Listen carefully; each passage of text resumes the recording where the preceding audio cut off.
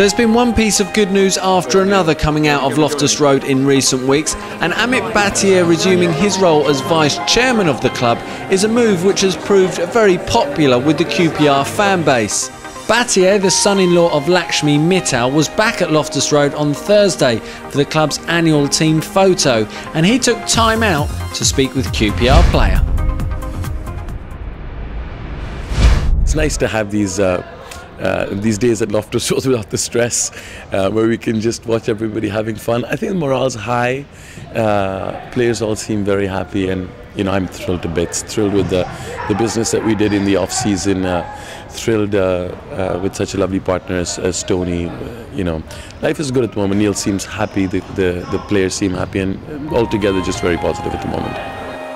Bhatia stepped down from his role as vice chairman at the end of May, but it was a move which was made with a very heavy heart. It was a very difficult decision for me. It's a wonderful responsibility and role to have to be vice chairman of this football club, and it's not a role I ever took lightly. And so to resign that position was a very difficult decision for me.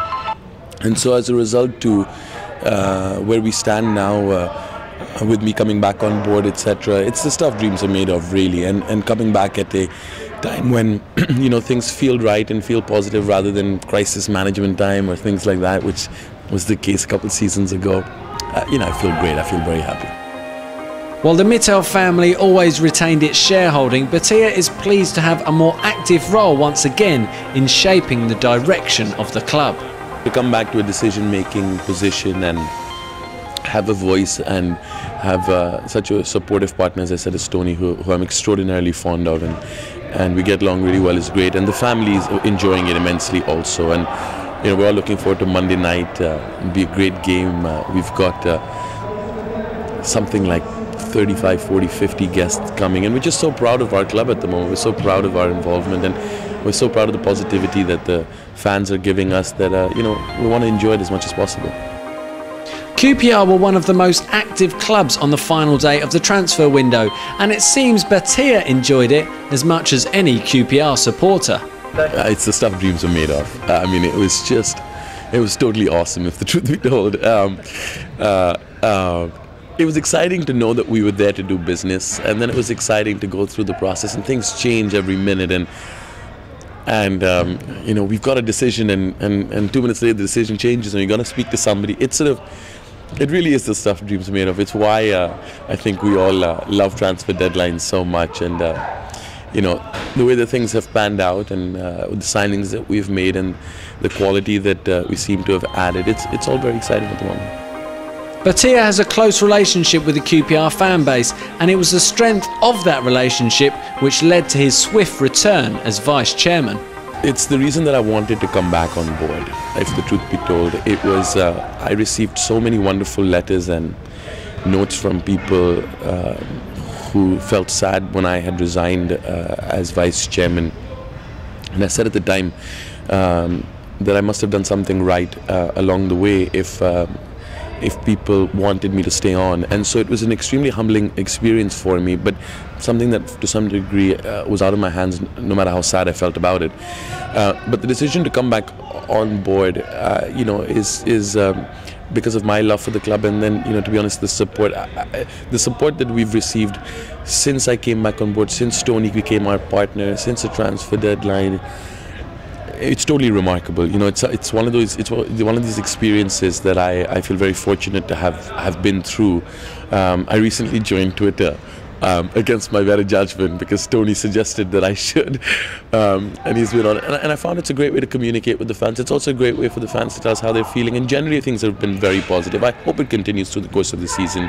And I know football fans tend to get upset quite easily when results don't go our way, but generally, like I've always said, that if we have a club that we can be proud of off the field, that we do things well, and that we always handle ourselves with dignity and pride, then all the other things I think football fans will accept. So it's our responsibility to make sure that the fans are proud of the club, and hopefully they'll continue to support us. The initial pricing of season tickets for the current campaign was a major factor in Bhatia's decision to step down from his role as vice chairman in May. This issue has now been quickly addressed by both Fernandes and Bhatia. It was a major problem for me. Look, I understand that football finances are very important, and there's no doubt that we need to charge higher prices in the Premiership. We're a London-based club. We have higher expenses to some degree with utilities and security and other things, and the wage bill increases. So there's definitely an argument for increasing prices. I just didn't agree with the level of the price increase. I don't think it's fair to rule out the core fans and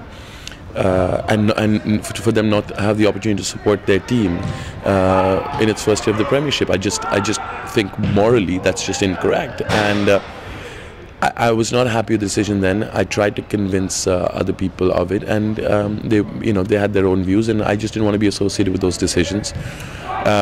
When Tony and I discussed, when Tony called me and discussed that he wanted to come on board, but he wanted us to remain as partners, he was very keen that I came back on board as part of the thing.